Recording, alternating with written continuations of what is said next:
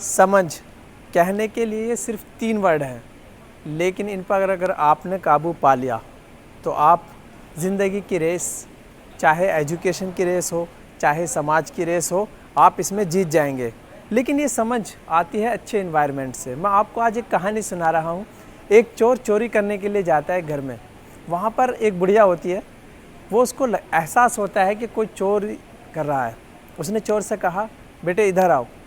चोर उसके पास गया, बताइए माँ जी।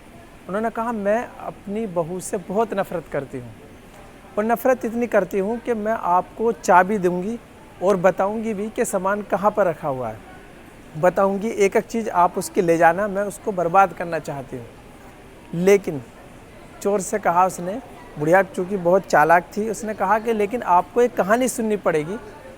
उसने कहानी कुछ यूँ बयां करी कि मैं राजस्थान चली गई, वहाँ पर मैं एक दलदल में फंस गई। उसके बाद मेरे को बहुत लोग निकालने के लिए आए, लेकिन मैं फंस चुकी थी, वहाँ पर किसी भी तरीके से निकल नहीं पा रही थी।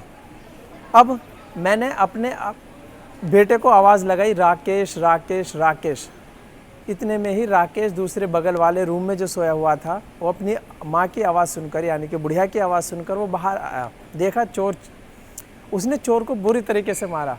अब चूँकि बुढ़िया जो है ना, मतलब काफ़ी तरस खा रही थी, उसने कहा कि ऐसा करो, अब आप पुलिस को मत दो इसको और छोड़ दो। लेकिन चोर ने मालूम है क्या जवाब दिया? चोर ने कहा कि नहीं, आप मुझे पुलिस को दीजिए, ताकि मुझे एहसास हो कि मैं यहाँ सपने ख़रीदने नहीं आया था, बल्कि चोरी करने आया था। क्योंकि जो मेरा काम था मैं उसको नहीं कर पाया, बल्कि सपने ख़रीदने के लिए बैठ गया।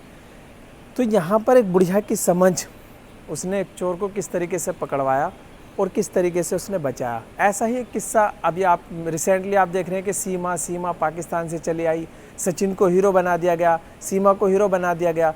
एक मतलब ऐसे आदमी को हीरो जो पबजी खेलता था, जो इस तरीके की हरकत कर रहे हैं, वो हमारे मीडिया ने ऐसा नैरेटिव सेट किया जो गलत है बिल्कुल। इससे हमारी जांच एजेंसियाँ भी प्रभावित होती है, जबकि हमारी जांच एजेंसी, हमें पूरा भरोसा है, भारत एक महान देश है, वो उसकी जांच एजेंसियों पर भी हमें भरोसा है, वो अपना काम करता रहता है। लेकिन मीडिया को इस तरीके से हीरो नहीं बनाना चाहिए था। फिर मैं एक टॉपिक के साथ, नए टॉपिक के साथ मिलूंगा। तब तक के लिए जय हिंद, जय भारत, थैंक यू।